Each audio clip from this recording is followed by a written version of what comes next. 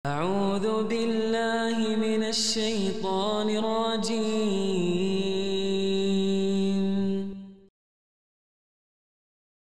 Assalamualaikum warahmatullahi wabarakatuh. Asyhadu an la ilaha illallah wahdahu la syarikalah wa asyhadu anna Muhammadan abduhu wa rasuluh. Amma ba'du fa'udzu billahi minasyaitonir rajim. Bismillahirrahmanirrahim. Para pemirsa MTA yang dirahmati Allah taala, berjumpa lagi bersama saya Iman Mubarak Ahmad dalam acara kajian tafsir Al-Qur'an. Seperti biasa, saat ini saya tidak sendiri, melainkan saya ditemani oleh Bapak Mubalik kita, Maulana Ataul Ghalib Yudi Hadiana. Assalamualaikum Pak Yudi. Waalaikumsalam warahmatullahi wabarakatuh. Bagaimana kabarnya hari ini Pak Yudi? Alhamdulillah baik Pak Iman. Alhamdulillah. Pak Yudi, Ya, pada kesempatan ini kita akan melanjutkan pembahasan berkenaan dengan Quran Surah Al-Baqarah ayat 63. Namun seperti biasa saya bacakan terlebih dahulu ayat dan terjemahannya. A'udzu billahi minasyaitonir rajim. Bismillahirrahmanirrahim. Innal ladzina amanu wal ladzina hadu wan nasara was-sabiina man amana billahi wal yaumil akhir wa amila salihan falahum ajruhum 'inda rabbihim wala khaufun 'alaihim wala hum yahzanun. Artinya, sesungguhnya orang-orang yang beriman, orang-orang Yahudi, orang-orang Nasrani, dan orang-orang Sabi, barang siapa di antara mereka benar-benar beriman kepada Allah dan hari kemudian, serta mengerjakan amal soleh, maka bagi mereka ada ganjaran yang sesuai di sisi Tuhan mereka, dan tidak ada ketakutan atas mereka mengenai yang akan datang, dan tidak pula mereka akan bersedih mengenai yang telah lalu. Pak Yudi dan para pemirsa MT yang dirahmati Allah Ta'ala, dalam episode sebelumnya kita sudah bersama-sama mengkaji berkenaan dengan kata hadu atau orang-orang Yahudi dan Nasoro atau orang-orang Nasrani. Nah, dalam kesempatan ini kita akan mengkaji berkenaan dengan siapa itu orang-orang Sabi atau apa yang dimaksud dengan orang-orang Sabi dalam ayat Quran Surah Al-Baqarah ayat ke-63 ini. ya, Nah, di sini dijelaskan dalam tafsir Kementerian Agama Republik Indonesia bahwa yang dimaksud dengan Sabi'in atau orang-orang Sabi adalah umat terdahulu yang percaya kepada Tuhan yang Maha Esa tetapi tidak memeluk agama tertentu. Nah, saya mencatat banyak sekali penjelasan berkenaan dengan orang-orang Sabi ini dari tafsir yang saya kutip, baik itu dari tafsir Kementerian Agama sendiri ataupun dari tafsir Ibnu Katsir. Nah, namun sebelumnya kita ingin sama-sama mendengarkan bagaimana pandangan atau penjelasan dari khalifah kita, Hazrat Muslim Maud radhiyallahu anhu berkenaan dengan as-sabiin atau orang-orang Sabi ini. Kami persilakan Pak Yudi. baik. Ya, jazakumullah Pak Iman. Bismillahirrahmanirrahim. Hazrat Khalifatul Masih Ats-Tsani radhiyallahu taala anhu berkenaan dengan kata as-sabiina ya di dalam ayat ini, beliau memberikan beberapa penjelasan. Yang pertama, beliau menjelaskan dari sisi arti bahasanya atau definisinya gitu ya. Jadi as-sabiina itu beliau jelaskan bahwa ini adalah bentuk jamak gitu kan dari kata tunggal sobiun. Ini kan sobiun. Jadi sobiun tunggal, sobiin itu jamak. Nah, sobiun itu adalah isim fa'il di dalam bahasa Arab. Isim fa'il itu pelaku ya, pelaku suatu pekerjaan. Jadi sobi itu isim fa'il. Nah, sobiun. Nah, sementara kata kerjanya atau fi'il madinya di dalam bahasa Arab itu adalah soba'a. Soba'a. Nah, soba'a itu memiliki arti kharaja min dinin ila dinin akhar. Jadi kalau dikatakan soba'a artinya adalah ia keluar dari suatu agama ila dinin akhar, dan atau untuk menuju kepada agama yang lain, untuk masuk kepada agama yang lain. Jadi dari sisi bahasa, arti dari kata soba'a atau sobiun itu adalah orang yang keluar dari satu agama untuk menuju atau masuk kepada agama yang lainnya. Itu dari sisi bahasanya. Nah, kemudian yang kedua, beliau juga menyampaikan penjelasan bahwa as-sabiina atau sabiun itu artinya adalah qaumun ya'budunan nujuma. Jadi suatu kaum ya pada masa lalu yang mereka ini menyembah bintang-bintang. Jadi orang Sobi itu adalah orang-orang atau kaum yang menyembah bintang. Nah, kemudian selanjutnya Huzur memberikan penjelasan berkenaan dengan kaum Sobi ini. Saat ini beliau menjelaskan saat ini sudah tidak ada atau sudah lenyap, meskipun beliau menyampaikan bahwa di Irak itu dijumpai beberapa kabilah atau beberapa suku yang disinyalir dianggap bahwa suku-suku yang ada di Irak saat ini itu adalah keturunan daripada kaum Sobi di masa lampau. Nah, kemudian Huzur juga memberikan penjelasan bahwa pada masa lampau salah satu firqah Kristen, nah ini firqah Kristen juga ya, yang tinggal di daerah Babilonia, itu juga disebut sebagai Sabi. Dan mereka disebut juga El-Kesaitas. Gitu ya. Jadi El-Kesaitas, salah satu firqah Kristen yang menempati satu daerah di Babilonia disebut juga Sabi atau El-Kesaitas. Nah, kemudian secara keagamaan mereka lebih mirip dengan para pengikut Yahya Pembaptis. Nah, ini beliau juga mengutip penjelasan dari Ensiklopedia Biblika. Nah, kemudian sedikit lagi di sini beliau juga menyampaikan penjelasan bahwa kata Sabi ini digunakan juga untuk menyebut beberapa kaum penyembah bintang yang pernah tinggal di Irak dan Arab pada suatu masa dan pemimpinnya adalah Haran. Haran itu adalah putra dari Terah. Nah, ini dalam Ensiklopedia Britannica. Beliau mengutip dari Ensiklopedia Britannica. Nah, kemudian beliau menjelaskan sebenarnya kaum ini adalah penghuni Saba, satu daerah yang bernama Saba. Tapi kemudian secara perlahan-lahan di dalam penulisannya, kata Saba yang dalam bahasa Arab itu menggunakan sin. Nah, lama-lama berubah sin ini menjadi huruf sod, gitu ya, dalam penyebutannya, sehingga mereka disebut Sobi. Nah, mereka adalah penyembah bintang dan mempercayai hukum-hukum ilhami atau hukum yang berdasarkan ilham. Gitu ya. Nah, tidak diketahui dari sejarah apakah mereka sendiri yang menyebut diri mereka sebagai Sobi atau orang yang lain yang menyebut diri mereka Sobi. Nah, sementara mungkin itu beberapa penjelasan dari Hadrat Khalifatul Masih Ats-Tsani terkait dengan definisi arti atau siapa yang dimaksud dengan as-Sobiin di dalam ayat ini. Nah, penjelasan tambahan mungkin dari Pak Iman bisa disampaikan. Pada kesempatan ini saya juga akan menyampaikan penjelasan berkenaan dengan Sabiin ya, atau Sobiin yang mana ini tercantum dalam tafsir Tahlili dan tafsir Wajiz yang terdapat dalam tafsir Kementerian Agama Republik Indonesia. Dalam tafsir Tahlili dijelaskan bahwa Sabiin ialah umat sebelum Nabi Muhammad SAW yang mengetahui adanya Tuhan yang Maha Esa dan mempercayai adanya pengaruh bintang-bintang. Kemudian dalam tafsir Wajiz tertulis bahwa orang-orang Sabiin yaitu umat sebelum Nabi Muhammad SAW yang mengetahui adanya Tuhan yang Maha Esa dan mempercayai adanya pengaruh bintang-bintang. Nah, penjelasan ini sama persis dengan apa yang juga tadi dijelaskan dalam tafsir Kabir. Hazrat Muslim Maud radhiyallahu anhu pun ya dalam satu penjelasannya menjelaskan bahwa orang-orang Sabi juga mereka memiliki keyakinan ya adanya pengaruh berkenaan dengan bintang-bintang. Nah, sebelum nanti saya menginjak pada penjelasan dari tafsir Ibnu Katsir yang berkenaan dengan kata Sobi, mungkin ada penjelasan lain ya dari Hazrat Muslim Maud radhiyallahu anhu ataupun ya yang akan dijelaskan oleh Pak Yudi berkenaan dengan orang-orang Sabi. Kami persilakan Pak Yudi. Baik, ya jazakumullah. Lebih lanjut di sini Hazrat Khalifatul Masih Ats-Tsani radhiyallahu taala anhu beliau menyampaikan bahwa tadi kan sudah disebutkan mengenai Sobi ini yang mana ada beberapa pendapat ya. Tadi Pak Iman juga sampaikan ada salah satu firqah Kristen juga pernah disebut sebagai Sobi.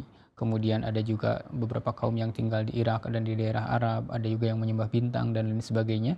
Nah, kemudian di sini Huzur menyampaikan Sobiin yang disebutkan di dalam Al-Quran, utamanya di dalam ayat ini itu yang dimaksud itu yang mana? Nah, itu Huzur menyampaikan bahwa ini tidak bisa diketahui secara jelas yang dimaksud itu Sabi yang mana gitu kan, di antara beberapa penjelasan mengenai kaum Sabi itu sendiri. Nah, yang dimaksud Al-Quran itu yang mana? Nah, tetapi di sini Huzur menggarisbawahi menurut pendapat saya, nah ini dari Huzur ya, karena beberapa kaum ahli kitab menamai diri mereka Sobi, maka di dalam bahasa Arab kata Sobi berarti ahli kitab. Nah, jadi itu. Nah, kemudian orang-orang Arab mengetahui kaum Yahudi dan Nasrani. Jadi kalau untuk orang Yahudi dan Nasrani, orang-orang Arab itu mengetahui. Tapi kalau untuk ada kaum lain di luar kaum Yahudi dan Nasrani yang mereka itu ahli kitab, yaitu mereka juga mempercayai ya kitab ilhami gitu kan, yang diturunkan oleh Allah Subhanahu wa taala. Tapi itu bukan Nasrani, bukan Yahudi. Maka untuk menyebut kaum tersebut, orang-orang Arab menyebut mereka sebagai sabi tadi. Ya, seperti itu. Nah, kemudian menurut orang-orang Arab, arti sabi adalah setiap kaum yang merupakan ahli kitab dan selain Yahudi dan Nasrani. Nah, jadi dalam pemahaman orang-orang Arab, orang sabi itu para ahli kitab tetapi di luar orang-orang Yahudi dan Nasrani. Nah, bahkan ketika Islam muncul, nah orang-orang Arab ketika orang-orang Arab belum mengetahui nama Islam, maka orang-orang Arab yang di luar Islam saat itu ketika Islam muncul, mereka juga menyebut para pengikut Islam atau orang-orang Islam itu sebagai sabi juga. Ya, gitu. Jadi karena orang-orang Islam kan mempercayai hukum Allah Ta'ala, kitab yang diturunkan oleh Allah Ta'ala, sementara mereka belum mengetahui nama Islam, pada masa-masa awal orang-orang Arab ini menyebut orang Islam juga sebagai sabi. Ya, gitu. Jadi kalau lihat di sini salah satu indikasi utamanya adalah yang mempercayai ahli kitab, ya, kitab ilhami yang Allah Ta'ala turunkan. Nah, kemudian Huzur di sini menyampaikan, menurut saya tidak ada masalah memahami bahwa kata sabi yang ada di dalam Al-Quran dimaknai sebagai orang ahli kitab, gitu kan, sebagai orang yang mempercayai kepada kitab ilhami atau kitab yang Allah Ta'ala turunkan. Nah, sesuai dengan ungkapan bahasa Arab.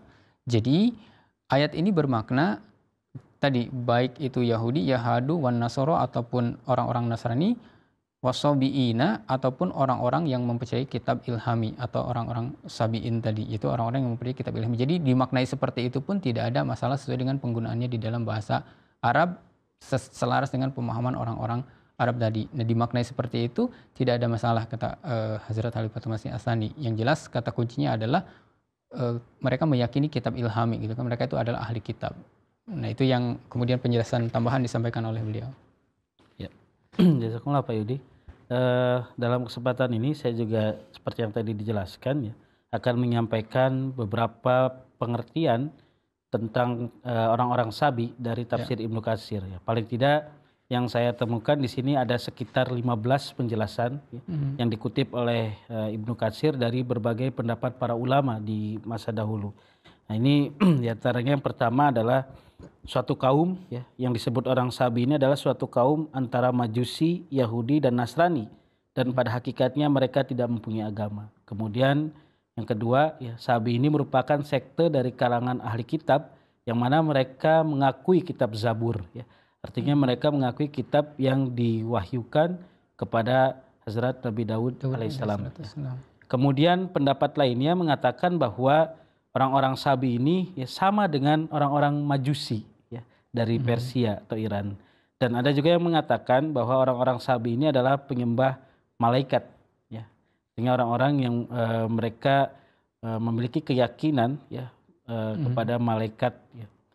Kemudian orang-orang sabi juga mereka dikatakan sebagai orang-orang yang sholat menghadap ke arah kiblat. Mereka juga sholat 5 waktu. Mereka juga membebaskan, ya, dari pungutan jizyah dan lain sebagainya. Dan di sini tertulis bahwa mereka juga adalah penyembah malaikat. Nah, artinya banyak sekali penjelasan-penjelasan tentang berkenaan dengan sabi. Bahkan, ya, para ulama juga berpendapat, ya, bagaimana kita harus berinteraksi dengan orang-orang sabi tadi. Ada yang mengatakan bahwa tidak boleh, ya, haram hukumnya menerima hasil sembelihan dari orang-orang sabi, dan haram hukumnya menikah dengan perempuan-perempuan dari kalangan orang-orang sabi.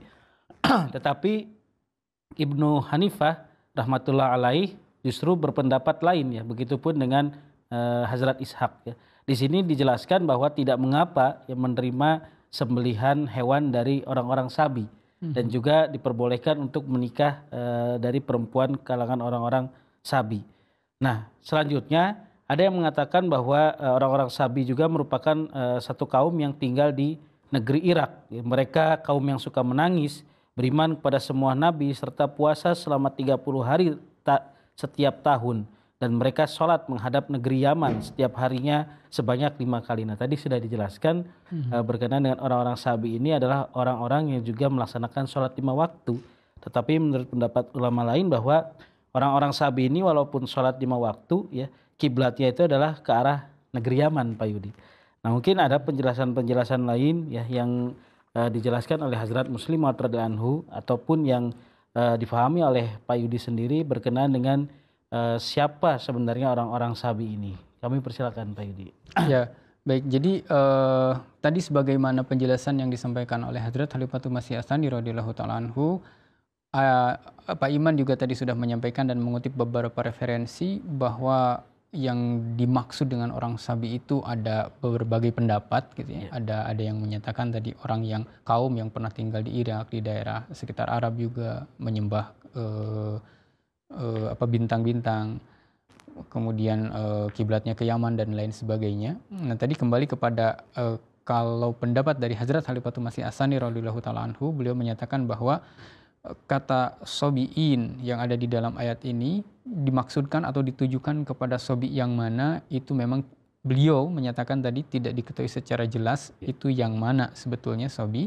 Hanya beliau memiliki kecenderungan atau pendapat bahwa karena sebagian ahli kitab menyebut diri mereka sobi gitu kan, maka orang-orang Arab menyatakan bahwa sobi itu di dalam bahasa Arab artinya adalah ahli kitab. Nah, huzur kedua beliau menyampaikan bahwa tidak ada masalah jika ayat ini jadi hadu kan wan nasoro wasobiina, jadi orang-orang Yahudi dan orang-orang Nasrani dan sobiin atau orang-orang ahli kitab, orang-orang yang ya percaya kepada ya suatu kitab. Tadi ada disebutkan percaya kepada Zabur, kitab yang diturunkan kepada Nabi Daud ya. Jadi tidak masalah jika kata sobiin ini diartikan sebagai orang-orang yang mengikuti suatu kitab atau percaya kepada suatu kitab yang dianggap sebagai kitab ilhami diturunkan oleh Tuhan atau oleh Allah Subhanahu wa taala. Nah, ini kecenderungan yang disampaikan oleh Hadrat Khalifatul Masih Ats-Tsani di dalam tafsir beliau.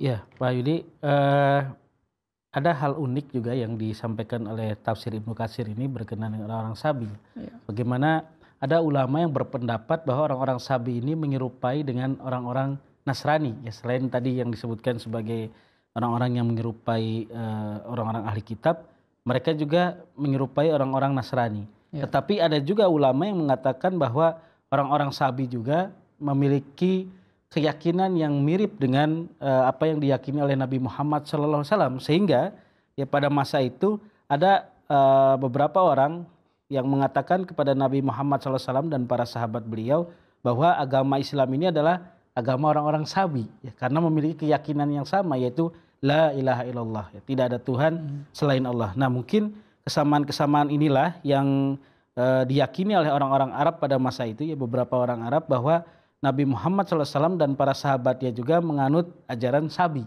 ya. Walaupun kita tahu jelas ada perbedaan antara orang-orang sabi dan orang-orang Islam ataupun ajaran Islam itu sendiri.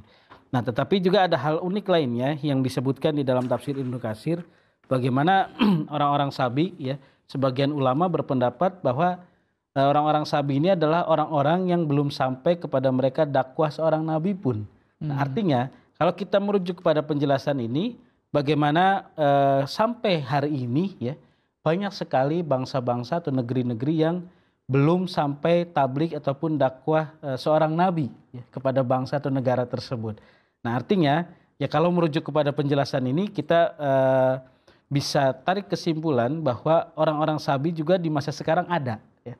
Artinya ada beberapa negeri ataupun bangsa-bangsa yang sampai hari ini mereka belum mendengarkan dakwah seorang nabi, ya, khususnya dakwah dari Nabi Muhammad SAW sendiri.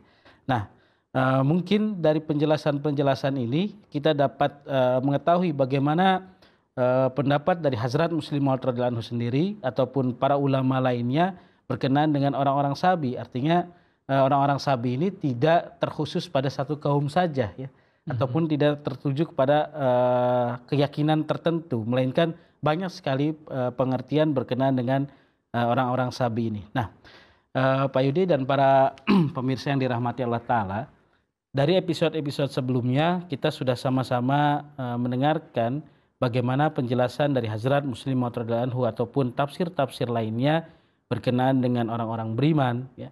Kemudian orang-orang Yahudi, orang-orang Nasrani, dan kali ini tentang orang-orang Sabi. Nah, tentunya banyak sekali khazanah-khazanah ilmu yang kita dapatkan, ya, pemahaman-pemahaman baru ataupun pengetahuan-pengetahuan yang baru yang kita dapatkan dari berbagai tafsir tersebut. Nah, dalam kesempatan ini ya saya meminta secara khusus kepada Pak Maulana Yudi untuk menyampaikan sebuah kesimpulan apa sebenarnya yang diinginkan atau dimaksud oleh ayat yang sedang kita bahas ya dari episode-episode sebelumnya ini. Ya. Silakan Pak Yudi. Baik. Ya, jadi sebelumnya kita juga sudah pernah menyampaikan penjelasan Hadrat Khalifatul Masih As-Tsani radhiyallahu taala anhu berkenaan dengan keunikan atau kekhasan. Dan ini juga menjadi salah satu bukti kesempurnaan Al-Quran yang tidak didapati di dalam kitab-kitab yang lainnya.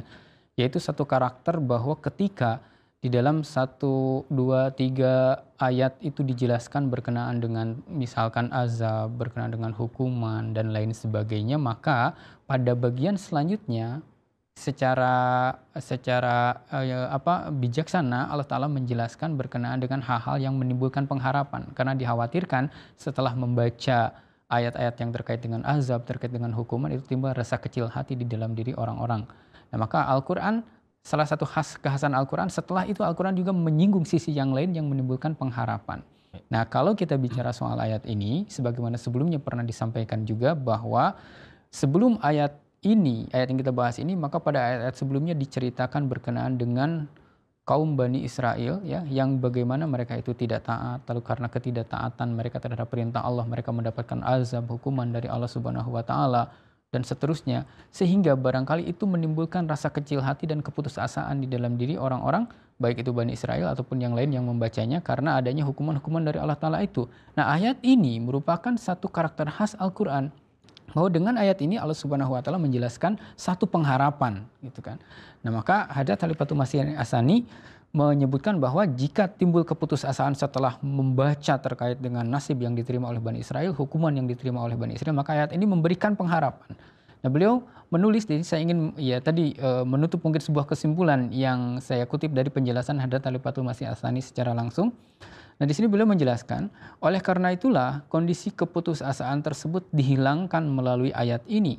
Dan Allah Ta'ala menyatakan bahwa kini melalui Islam, Allah Ta'ala telah membukakan kembali pintu rahmatnya. Sehingga baik orang-orang yang menyatakan diri mereka Islam, ataupun Yahudi, ataupun Nasrani, ataupun orang Sabi, atau orang yang mempercayai suatu kitab ilhami, jika mereka memperbaiki keadaan iman mereka sesuai dengan ajaran-ajaran Islam. Nah, jadi ini jika mereka memperbaiki keadaan iman mereka sesuai dengan ajaran-ajaran Islam, maka sarana kemajuan rohani mereka akan tercipta kembali, mereka akan bisa meraih lagi qurub atau kedekatan dengan Allah Subhanahu wa taala. Nah, jadi mungkin ini sebagai sebuah kesimpulan ya, saya kutip dari penjelasan Hadrat Khalifatul Masih As-Tsani radhiyallahu taala anhu. Masya Allah, tabarakallah. Jazakumullah Pak Maulana Yudi atas penjelasannya dan kesimpulannya dari Quran Surah Al-Baqarah ayat 63 ini. Artinya di sini sudah sangat jelas bagaimana orang-orang yang beriman kepada Allah Ta'ala dan hari kemudian, maka mereka akan mendapatkan ya penyempurnaan dari janji Allah Ta'ala bahwa wala khaufun alaihim walahum yahzanun. Artinya mereka tidak akan merasakan ketakutan dan juga tidak merasakan kesedihan. Nah, ini mungkin penutup dari apa yang sudah disampaikan ya dari episode-episode sebelumnya berkenaan dengan Quran Surah Al-Baqarah ayat 63. Sekali lagi jazakumullah khairal jazaa kepada Bapak Maulana Atul Ghalib Yudi Hadiana. Baik pemirsa MTA yang dirahmati Allah Ta'ala, demikianlah ya rangkaian demi rangkaian berkenaan dengan tafsir Al-Quran Surah Al-Baqarah ayat 63. Mudah-mudahan apa yang sudah disampaikan ini bisa memberikan manfaat kepada semuanya dan semoga Allah Ta'ala senantiasa memberkahi kita semua. Jazakumullah ahsanal jazaa wa akhiru da'wana alhamdulillahirabbil alamin. Wassalamualaikum warahmatullahi wabarakatuh. Waalaikumsalam warahmatullahi wabarakatuh. Jazakumullah.